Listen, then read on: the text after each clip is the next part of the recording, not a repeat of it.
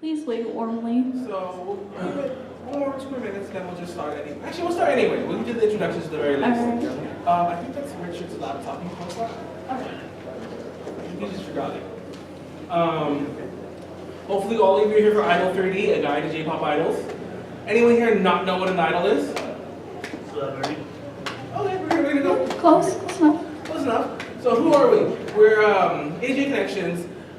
We are a Japanese culture website. Do a lot of news reviews, articles on everything you can possibly imagine Japanese related. You can check us out ajconnections.com. We're on Facebook as well. I'm Manuel, by the way. I'm the leader of AJ Connections. I'm Milky Kitty. I'm from Texas. I am a cosplay and local idol over there in Texas, and I'm one of their new Texas representatives. And I do idol activities as well. So I hope you all enjoy the panel. I forgot I had a mic. You forgot you had a mic. Yes. I always wonder, is this room mic? Did we do some small cons where they don't have mics? So, yes. So you can't see my funny pictures, but we don't need anything too visual yet, so we'll just jump into this while somebody comes and fixes this. First, we're going to talk about idols, a close examination about what idols are. Well, it's a kind of a cute picture you don't get to see for the idol equation. But first of all, what is an idol? What is an idol? Anyone raise your hand? Anyone know? Yes. You. It's a celebrity that's often marketed towards those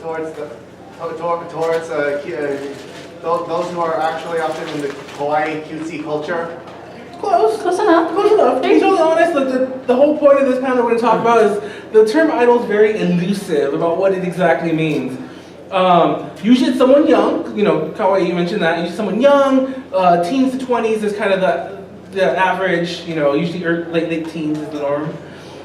Actual talent may vary. And a lot of it isn't so much that they're the best singer, they're the best dancer. It's more that they have the best personality or something like that. Basically, they have an aura to them that's unique, and you don't see it in any other person. And they're role models. The term idol kind of throws it out there. And because they're typically role models, they have to avoid scandals. Basically, dating another male, or just a typical idol stuff, scandalous. We're not going to cover too much here, but we do have a 18+ panel where we talk more about scandals and crazy stuff. Okay, crazy stuff. And we have other panels that we're starting up that will talk more about these other topics. But the other thing is that they appear in a lot of other media. We're talking about anime, talking about TV shows, talking about, commercials. Exactly. And this is the most important key point, the last point, which you can't see, unfortunately, but that they're marketed as idols. It is very key, because a lot of times you'll find a group, and we've covered a few ourselves, that we feel aren't idols, so to speak. Groups like Perfume and Baby Metal are really kind of in between, because Perfume had its idol days the earliest, but a good example is Tokyo Girl Style, who were definitely idols at one point, and their management's oh, they're not idols anymore. And there you go. Another good example is a group called Call Me, who we interviewed a couple times. A lot of people are oh, they're J-pop, they're not idols, they're J-pop. But their management actually, all their paperwork and all the press releases call them idols, even though some people might not call them that. Key terms. Now these are ones we always have to get out of the way before we start the whole panel, because it's stuff that we throw around a lot. WOTA, idol otaku. WOTA, basically they're fans of the idols, and they do, the crazy cheers, and you see them all at the fan events, and they're really friendly people, good people to talk to and connect with. There's a name for that. WOTA gang, yeah. WOTA gang, yeah. So Oshimen and Oshi, basically your favorite member. You could use it in various ways. You can attach it to your own name and the idol's name and their Oshi. Like Mayu Oshi, and then there's another term called Kami Oshi. That's basically godlike favorite member. That's your top #1 favorite member out of every single idol group you know. Auditions are key, because that's how idols become idols, mostly. But the vast majority of them do it through auditions. Yay, I believe this is tech. Tech? High tech. Auditions. Graduations is next. This is basically where idols, they end their idol career. Basically, if you hear an idol say "Sotsugyo," goodbye. Yeah. Scandal, we mentioned that briefly earlier. That's basically when they do something bad, you know, or as far as being an idol is considered bad. Now the last one I put on here is a term that I felt was kind of universal, but I guess every so often we'll do an interview, we'll do an article, and people are confused by this word, lives. You typically, I don't think I ever really hear the word concert as much, you know, used, but a live is just a concert, basically, so to speak. It's usually a live, several artists perform one-man lives, or typically where it's just the artist. An example of that would be like if y'all heard the Annie Mello's Summer Live, where they perform the Annie song stuff. That's a live.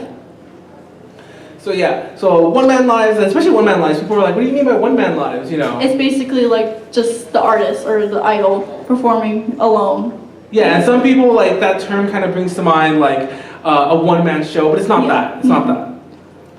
Oh, I don't get to see my complexion now. It's starting to get visual and the thing's not working. But FYI, I probably forget to say this. I'm pretty bad uploading these myself because I usually want to do this part for the site. Eventually, I will put all the slides on the website along with the video of this panel. Hopefully soon. So check it out if you want to catch what you missed here. So first of all, idol timeline.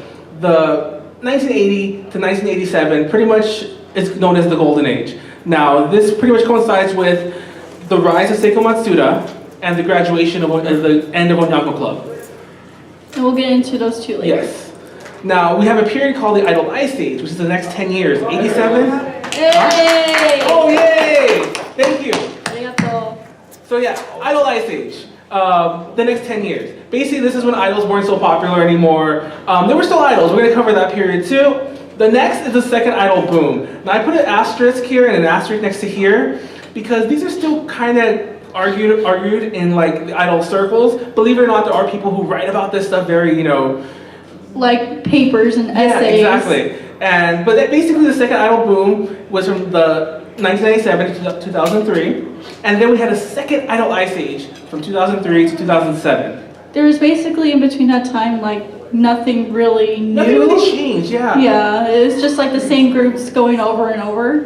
And from 2009 to now, we have what's called the Idol Sengoku Jidai, which is basically where there's a million idols everywhere. You might notice there's like a couple years missing there. It's because people kind of consider the Idol Ice Age ended around 2007, but it wasn't really termed the Idol Sengoku Jidai until about 2009.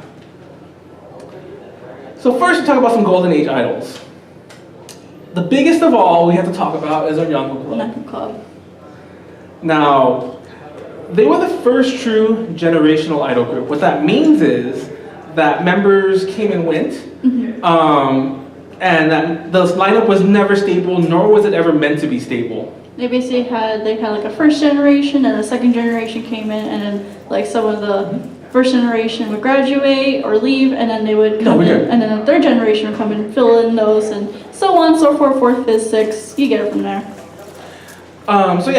So they're produced by Yasushi Akamoto, who we'll talk more about later, but he's a very famous producer as far as idols go.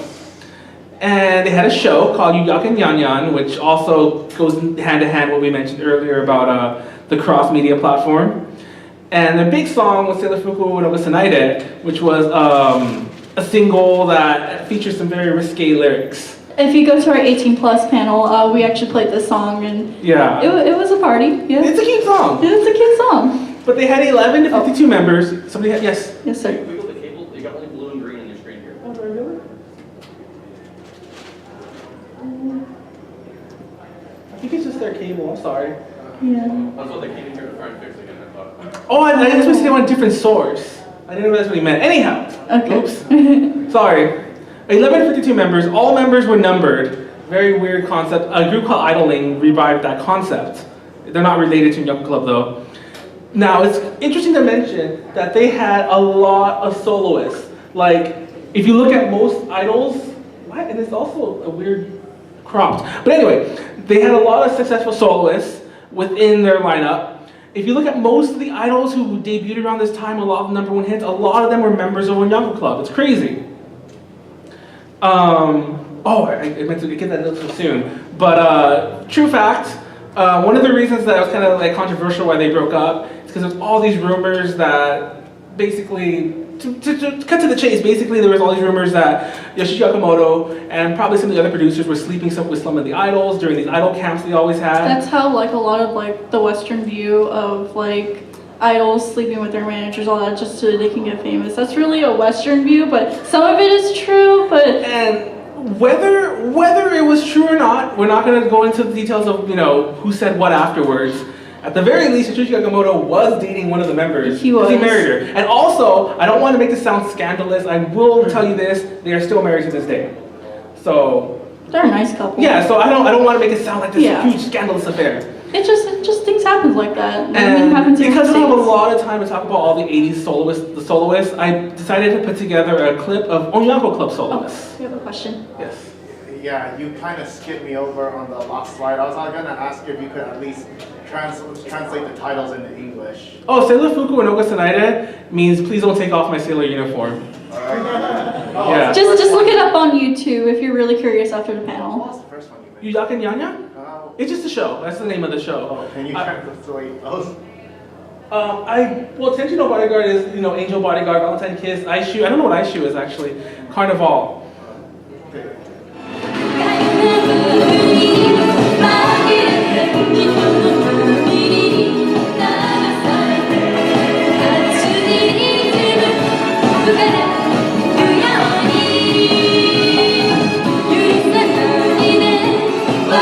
The cool thing of idols in this period is they usually played with live bands.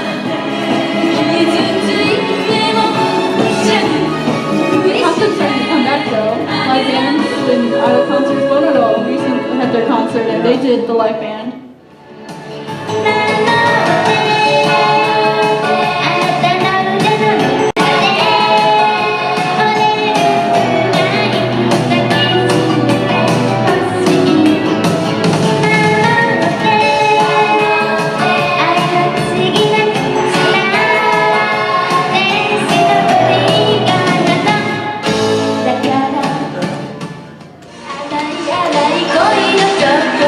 These are all gigantic hits in the day, by the way.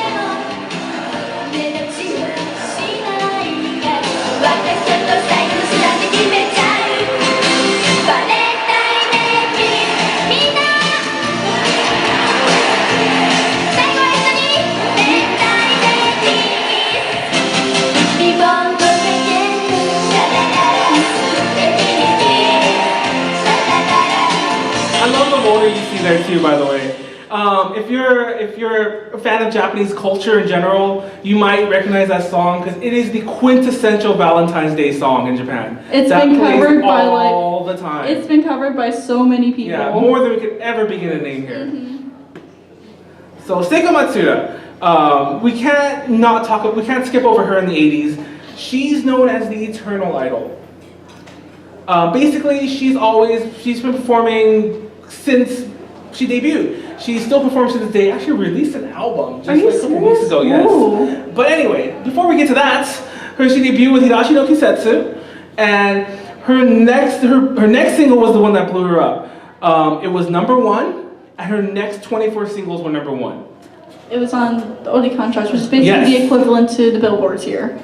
And honestly, the style and look of her personifies these 80s idols. A lot of people talk about the Seiko cut, the haircut she has right there. That's a stereotypical, not stereotypical, that's the wrong word. It's a traditional, I don't know, cut. 80s idol Yeah. aesthetic. A lot of times when they want to look, retro, they'll go for that look. And cool note, she tried to break into the American art market with the album Seiko. There was a collaboration duet with Donnie Wahlberg of New Kids on the Block, which also dates that album terribly, but it didn't do well. True story, that was the first Seiko Matsuda CD I ever owned. I bought it at a yard sale because I thought it looked cool. Like when I was a kid, I was a little kid and I bought it for like $1. But anyway, so she's also really famous because she had a lot of records. The most #1 singles, top 10 albums, most concerts at Budokan. And all this was beaten by Yumi Hamasaki when she came out. But this is all for female artists, by the way, female soloists. Yumi Hamasaki is not an idol, by the way, just in case you're wondering. Still performs today. I love showing this clip because it kills two birds with one stone. I don't think I'll ever change this clip because it shows a lot of 80s Woda in it. I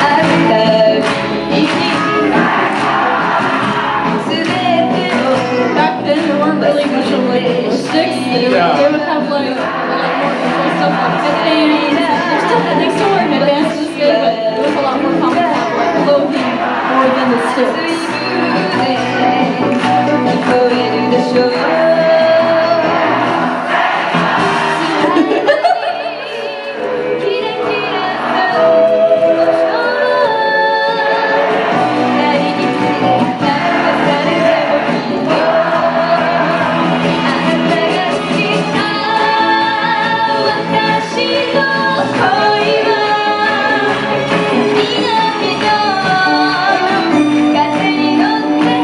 And that song itself, oh, I went the wrong way. That song itself is a gigantic hit in Japan. It is one of the quintessential idol songs, period. Next section, this is talking about the Idol Ice Age. Now, this is a weird part to talk about because as the name implies, idols, there's not too much to talk about here. It's marked very specifically from the end of Onyanko Club to the formation of Speed and Morning Musume. And that's pretty much 1987 to 1997. Basically, this was a period where Japan went through a band boom, which they call it. If you want to be really technical with musical, history, this is the period where things like Visual Kei were popular in Japan. Rock so, and Visual yeah, this is when that became the mainstream source of music. There was a thing called bandaru, which is basically bandol. That became really popular. It also died out pretty quickly, but a lot of groups would have idol-like aesthetics, idol-like characteristics in the way they promoted themselves, but they were bands. And there were some idols who just tried to become like rock bands. A really good example is Left Render. Reina Tanaka is from Morning Musume. She's in Love Render. It's a good example. Still exists today. And various genres see this kind of Visual Kei. What's cool is that I mentioned groups like Wink and others were still popular in this period. Wink is the quintessential Idol Ice Age group because I think they existed from that period. I think it was 1990 actually, but they broke up in 1997. Like if they would have just held on a little longer, they might have been like really popular. More so. They were popular. Don't get me wrong. But in case you're wondering, they threw the bandol term there really fast. This is basically what I'm talking about. Some examples from the period.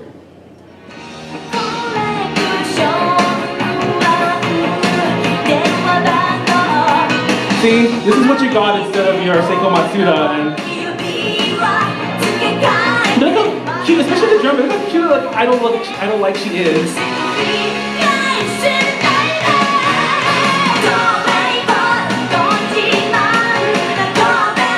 This song also I believe came out in 1987 by the way.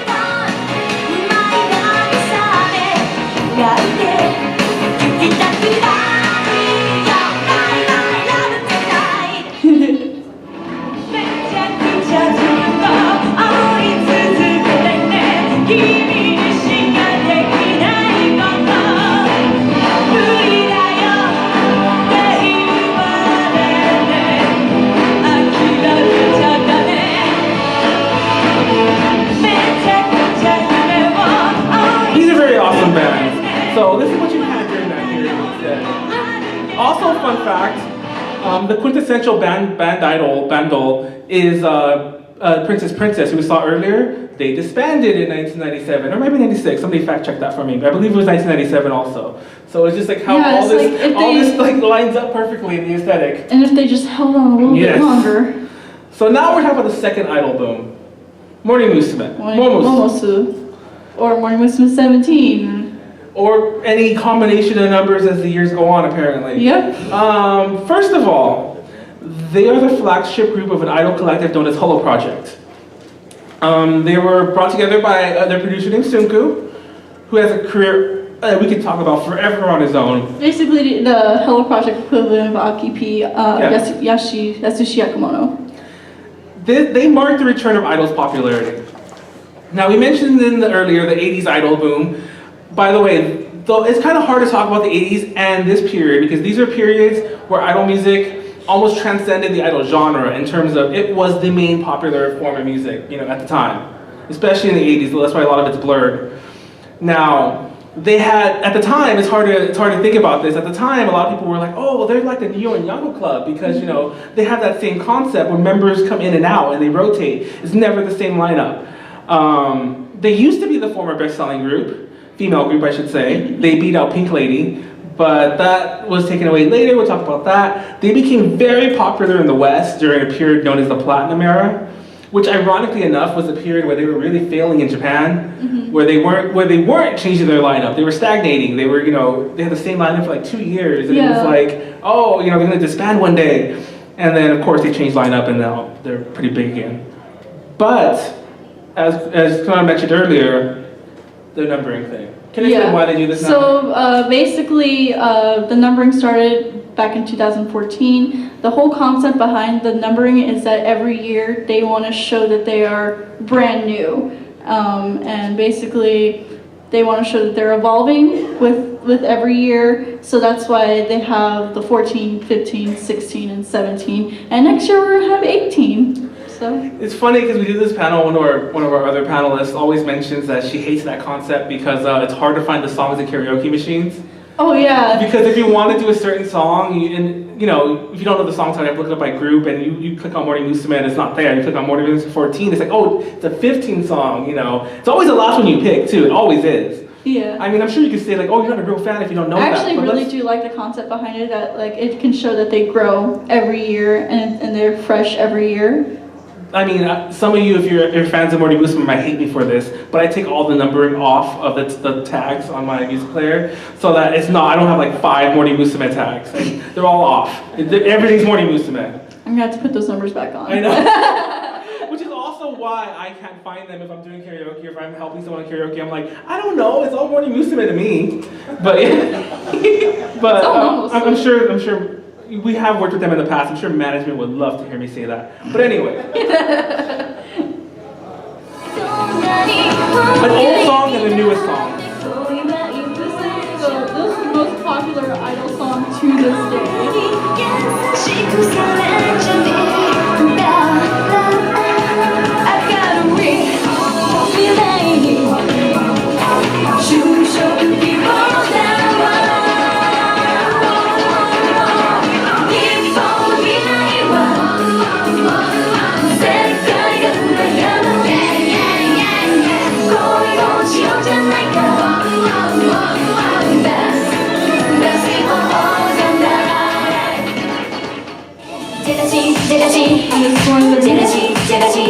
Look at the progression, same group technically, but how different they are. Just a fun fact about Morning Musume, they actually do have an English-speaking member. What's her name? Do you remember her name? Miki. Yeah, her name is Miki, and she lived in America for about 6 years, and then she went back to Japan and joined Morning Musume. And she speaks fluent English.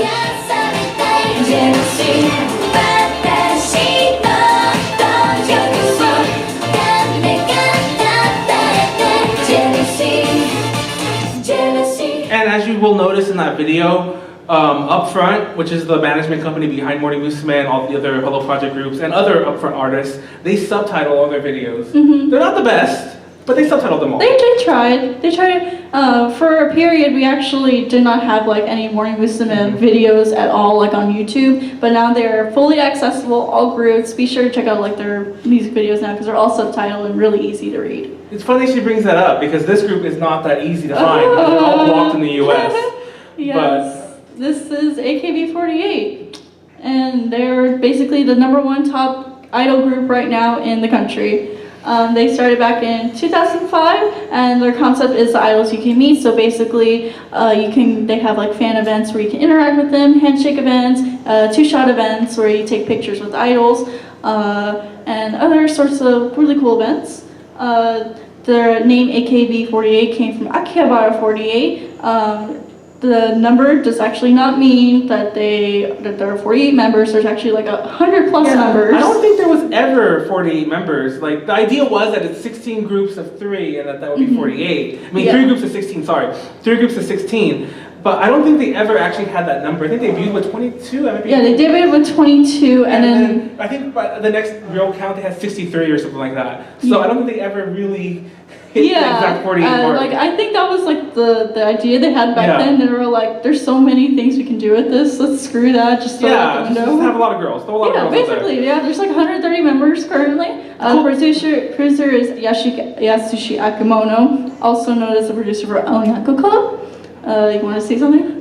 Yeah, like true story. Like they are huge. If you look at the top 5 songs in Japan for the past, since 2010, I have it right there. 2010 till, to be totally honest, I don't know about last year, I haven't updated that to check.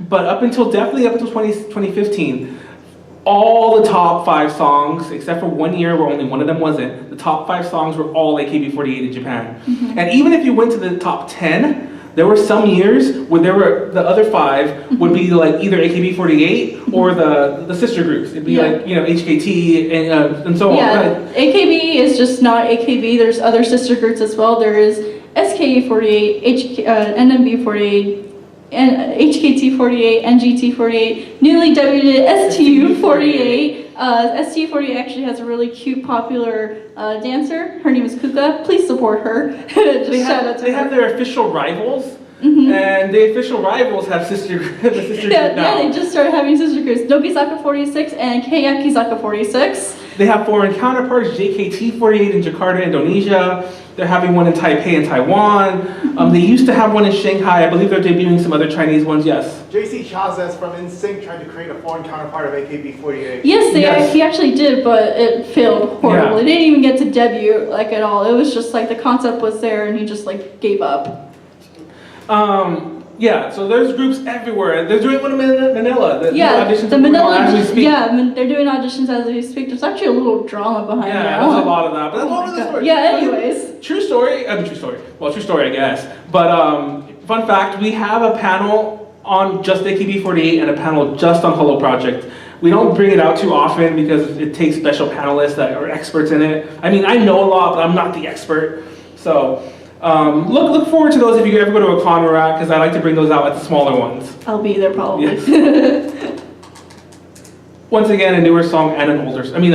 An older song and a new one. Their first single. This was their first debut single. Their indie single was actually Sakura no Hanaba Datsugi. 好きならば好きな恋をごまかさず素直になろう好きならば好きな恋を胸の内さらけ出そうよ会いたかった会いたかった会いたかった Yes 会いたかった会いたかった会いたかった Yes And you can see their production values are a lot higher because you come to the newer videos. The single for this one is actually a graduation single for one of the top Kami 7 members, which was Kojima Haruna. She recently graduated, and this is her graduation single. Idols fighting. Always fun. This song was actually also used for their drama. It was a wrestling drama, though. Really good one.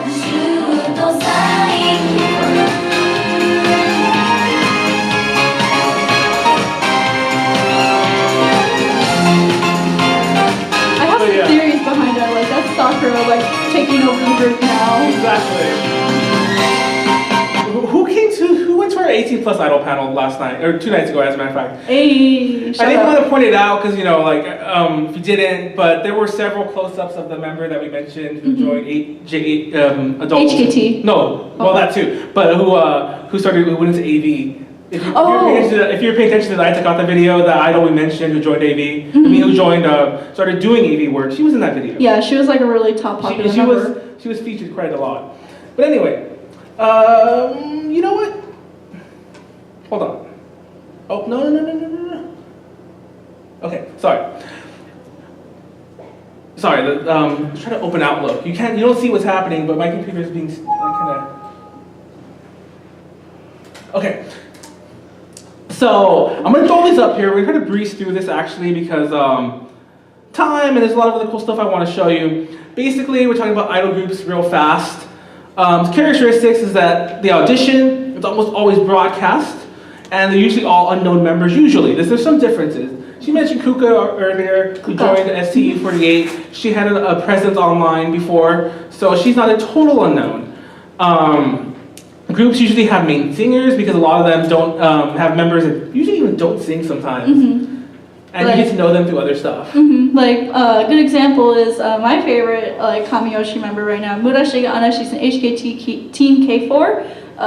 She used to be featured a lot in singles. Now she's not because of a scandal. But I actually found her through doing more like personal like impressions, and she does like a lot of practical jokes and everything. So she goes like on variety shows and like does really hilarious jokes and everything. She's a really good comedian, and that's how I found her. And I thought she was really cute. And I think you can find them through like more variety shows, or sometimes they're even backup like dancers in a single or a music video or something.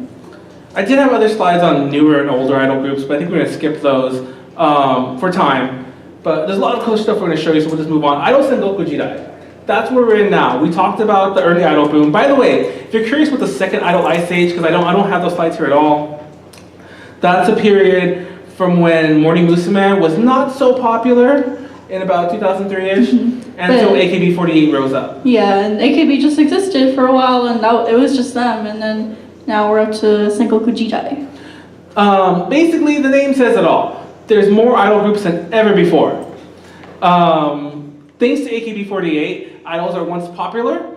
AKB48 is the big monster in the industry. So I guess the other idol groups kind of aren't the same force they were in the 80s, but they're huge. I mentioned because of AKB48, not because I'm a huge AKB48 fan, but to be totally fair, because a lot of people are like, oh, Morning Musume really started the boom. They kind of did, but it was almost like a halfway step. Yeah. It started, they never went anywhere. Steps, basically. It never really went anywhere. It was AKB48 that really made it like, hey, let's all do this because, there's money here. Yeah, they went full force and just brought it all out. Can literally be found in any form of Japanese media. I'm not even kidding. They're in everything. And there are also independent idols, which we'll talk about in a minute, and they find mainstream success as well. It's crazy. There's a huge market for this. And also key to note is that if you were paying attention earlier about the 80s, I didn't mention too many, but if you notice, even in Napa Club, even though they were a group, the idea was they were a group, they released a few songs, but a lot of their output was the soloists. And soloists were always key before this, but when AKB48 came around, especially, it became all about it's all about groups. You don't really want as many soloists anymore, and if you do, they're usually just soloists within. Like within AKB48, there's at least right now there's 2 soloists probably, Mayu and. There's several, and similar to a Napa Club thing, that there's a lot of subunits and other soloists. That's the whole idea. There's this huge media machine. One of the huge groups we're going to talk about is Momoro Clover Z. Yes, they did the collaboration with KISS. They did with KISS, and they performed in the U.S. a lot, actually. Yeah, they were actually here for a Trans-American Live. But still, twice is a lot, as far as I think they might have been here before that, actually, but I've seen them twice, so they've probably been here much more than that. They were here for AX, I remember that. So they're a 5-member group. They formed, they're a 5-member group now. They formed with 6 in 2008. They changed their name to Momoro Clover Z when the 6th member left. But their concept, if you remember AKB48's concept, idols you can meet, their concept is idols you can meet right now. Because after AKB48 became really popular, I mean, you can still technically meet them if you buy a ton of the tickets and you gotta go through raffles. But it's hard. It's a lot harder now. The concept with them is you can meet them right now. But they're kind of more popular too, so it's kind of weird. But even if anyone wants to see them live, I remember some of the members went into the audience and were leading some of the orage, so it's kind of cool. Group concept was originally around wa, which is a Japanese word talking about traditional Japanese style and beauty.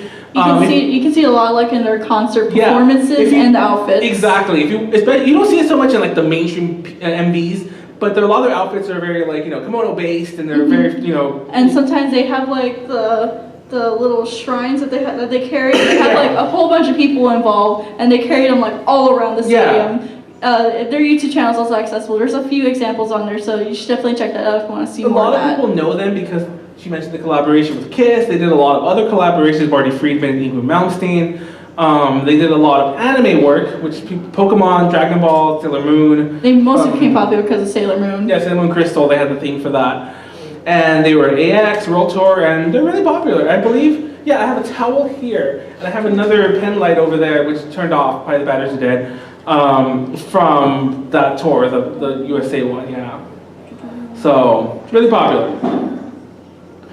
An old and a new one. This is my favorite song. There are 6 members here. This is the old version.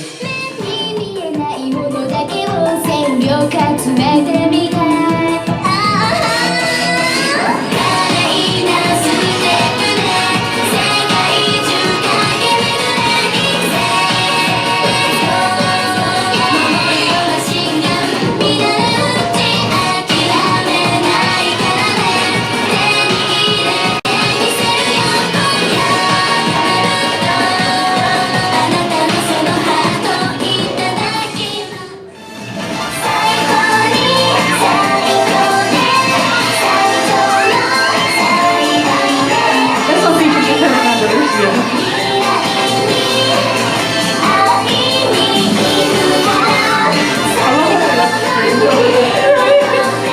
Performances are live, but those sound effects are.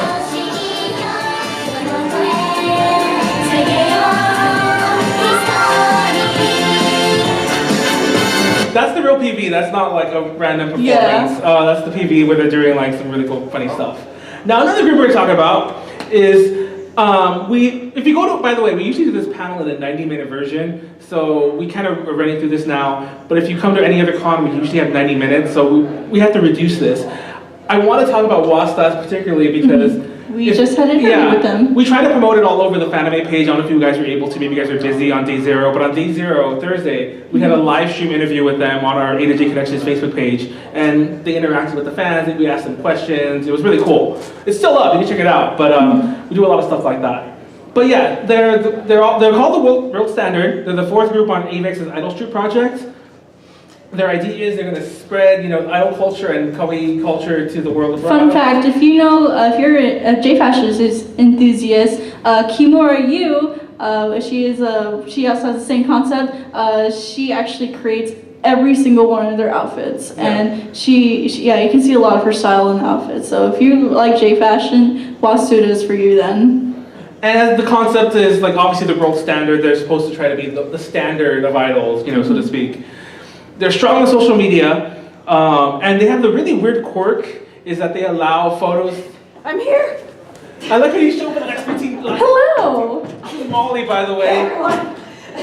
I didn't lie. And I posted on Facebook that she hosted this panel with me 2 years ago. I think we debuted this panel, and she made it. She made it. Molly. Welcome in, Molly. Cafe. Everyone should go. Everyone give a hand for Molly. Yay. So yeah, they all try to learn different languages. And they're produced by Manaka Suzuki, who also does a lot of other work. She wrote some of the Tomomi Itano singles and some other, she's written some of the music for other AKB48 soloists, I have no idea what that is. So yeah, watch their videos. No, it's not the dinosaur 猫 one. キャラ心じゃないぶっ壊してみるにゃ快楽の罪ないふり嘘が全部ないの安息の地などはないだろうねえねえの好みまでをした完全なる死を浴びかさびる定めおだから僕に女の子には猫耳を捨てて走り出したい時がある But yeah, so they're really cool. Check out the interview we did with them. And It was super fun. I didn't get to watch it, but I rewatched it, Yeah. and it was super fun. I'm kind of bummed I missed out on it. watch it now while it's on our Facebook page because we probably have to edit it out. But the camera fell during the interview. It was a really, really funny moment. Yes, I saw that. Yes. I'm sorry, I just have to share my enthusiasm for that particular piece of music. What I really love about that is you've got this almost childish chorus going on, but in the background you've got these crazy guitar solos. Yeah. Going on. It's this sort of dichotomy. I just love that style of music. There's a whole subgenre of things called alternative idols, We covered a lot about an 18 plus panel, and we are making a non-18 plus version of it. So check it out. We have a lot more we can talk about that. That's a huge thing, believe it or not. But that was really good because that was like shredding and all sorts of cool stuff. But yeah, indie idols. Indie idols are hard to talk about because there's so many. Most idols are indie idols. Yes. It's the other side of the idol Sengoku Jidai. Not everyone can be the world standard or Momoro Clover Z or Morning Musume. Or AKB. As I mentioned, they cover every genre and niche. There's metal ones, there's ones that are overly cute, there's ones that are just trying to be, you know, like... There's like an airline one. Yeah. There's like weather, and then there's one that's like about the weather, and yeah, basically take a subject and it can be an idol group. Yeah, and obviously the key point is that they're trying to reach a certain sector of the audience, because there's money in this no matter how you get it, or you know, there's popularity no matter how you get it. They're typically way more accessible in live. Like, you know, these are the ones that you probably just line up with afterwards. There's a lot of free events. Yeah, free there's a lot of events. fan interaction too. A lot of them also, I don't know if this is necessarily exactly the same like topic, but like local idols, which will there'll be an idol like specifically for a store or for like, it's still indie because they're not actually signed with a major like record label, but they'll literally just be an idol for like this small town, like a small foreign town, and they'll like have their idol. Good example, well not really a good example because they're kind of popular now, is Negiko. Another good example, funny enough, is Wasta. Before Wasta formed, Idol Street used to have groups that were part of a region. Really? Yeah, like there was like, you know, certain regions in Japan had these idol groups, and a lot of the members from there joined Wasta, eventually formed Wasta. Well, not a lot, but two of the members, I believe, became the Wasta thing. So yeah, another thing is that they're very heavy on like they always tour. They're always touring. You go to their Twitter page. A lot of times they're announcing they're constantly new tours. There's so many groups that we can't really talk about. So we're gonna talk about one that we love the most. Koto! Koto! Our personal favorite idol in I think Energy Connections period. We've interviewed her 3 times, and we're hoping to interview her again very soon, or her new group, so to speak. One of our members looks like her. So. Yes. Yeah, Tiffany. Oh my goodness. She has a very interesting. She started as she won a lot of dance contests. She was the image model for a brand called Cheer. She did the theme song for Shake Hands, and her first single was Koto Lipu. And her style is very hard to explain. It's very like retro, electronic, you know, a lot of Retro kawaii. Yeah, a lot of 8-bit sounds. She's produced by Select Kisa. They're like a new wave sounding band called Record Ride. And honestly, Record Ride, people are barely know Record Ride. You barely know Koto, you probably barely know Record Ride. But Record Ride sounds like Koto, but a lot more heavy. You know, with heavier guitars and more harsher singing.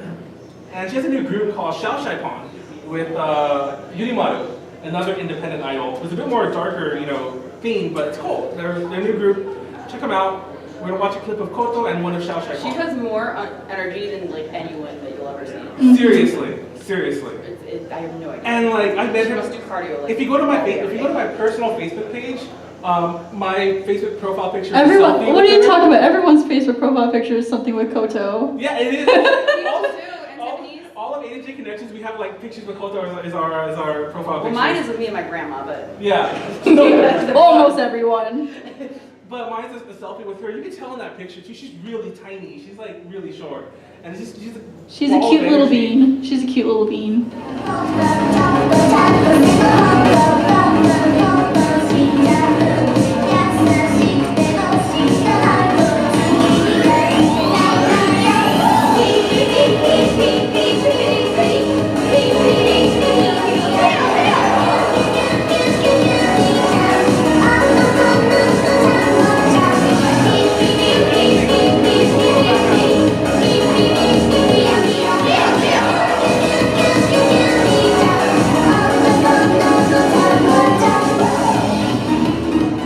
Watch the whole video. 「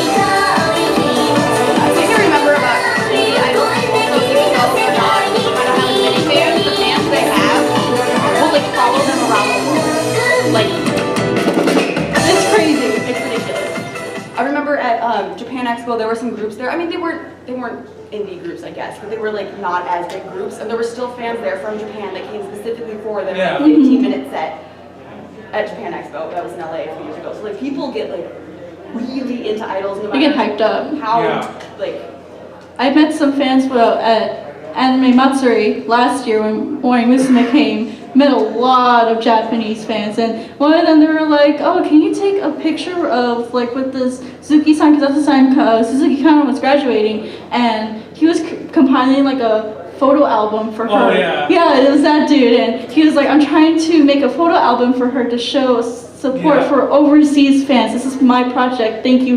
And he was super nice. Yeah, fun fact, sometimes if you send idols gifts, you'll like see on their Twitters, they'll post pictures of the gifts. That's happened to me. Yeah. Just fun fact. Alternative idols, we briefly touched on this. Like I said, this is a weird topic. It's hard to explain because it's so complicated, so I'm not really going to try to. I'll just direct you to the fact that we have a panel dedicated to this. We did it at the con, we had the 18 plus one, and we're doing another one that's non-18 plus very soon. But if you go to Ronin Expo, we're doing it there first. There's one group you have to know in the alternative idol scene is BIS, and also BISH, because they're also kind of connected. Now, BIS stands for Brand New Idol Society, BISH stands for Brand New Idol... Shit. Oh, we're gonna curse! Anyway.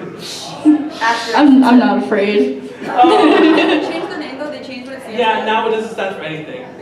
But just throwing it out there that the idea, obviously BIS's idol, BIS's concept was that they were gonna like basically be the new idol thing in the scene. And obviously BISH's is that they're gonna be followed on. And they're very influential because they broke a lot of the rules. Like everyone thinks of Baby Metal when they think of like the hardcore idols, but BIS is the one that really set the scene for all these other idols that have the guitars, that have that have the rock bands. Also, in just how they act, like Baby Metal still acts very idly when they're not on stage, not even when they are on stage. That's a picture of them, right? But it's like they literally have a music video that's just them skipping through the woods naked. Naked, yeah. Like they're actually naked. Yeah. Like, Yeah, check out our 18 plus panel for that. But it's like that's the kind of stuff they do. They like purposefully act opposite of what idols are supposed to quote unquote act like. So they broke up in 2014, BISH did, and BISH rose in 2015, but now BISH. I keep getting confused. They sound so similar. You did this like Friday night too. BISH reformed in 2016, so now they both exist. And at the Tokyo Idol Festival, I think it was BISH, they sang the same song 4 times in a row. Yeah, that's actually what they're known for. That is what they're known for. They sing the same song 4 times in a row. I went to an idol performance, real fast, I went to an idol performance for Petit Pas, and there was Petit Pas and BPM Ichigo Q, and they kept trolling the audience, like, we have a new song, and they just put the same song again. Different group. So that's a thing. Alternative idols love to like, mess with their fans. Yeah. So like, that's the kind of stuff you don't get if you go to a Morning Musume concert and stuff like that, Yeah, what was it? The one where they were all wearing hazmat suits at one of their it's a cyber, They all wore yeah. hazmat suits. Yeah, they're like, we're gonna have a touch event. Well, no, they have a touch It was event. it was kissing. No, they were kissing. It was a kissing event. Oh, it was a kissing event. But they wore hazmat suits, and they're like, yeah, just... And then there's another group. I keep forgetting. It was some Twinkle something. They slap like their fans There's for a like. lot of groups that do that. They do. There's just a lot of groups that do They this crazy stuff. People are weird. So we're gonna watch a BIS and a I'm not BISH even gonna say song. Japan, because Ooh. small countries are weird. Now, if you want the crazier songs from both of them, either check them out yourself, or you can't really look at BIS, because BIS is blocked in the US too. But go to our other panel. We have all these videos up there. You can find them somewhere. But these are the more teamer songs. Nerve, though, even though it's team, is the quintessential alternative idol song. If it's performed by like at least everyone once.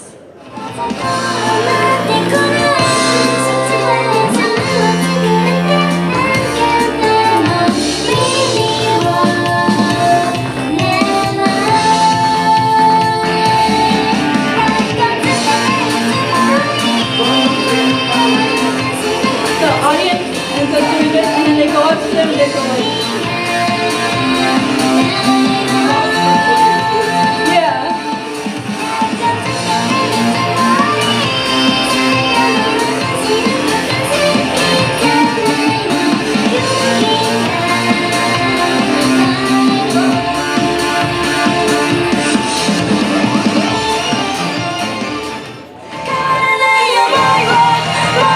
And this is it.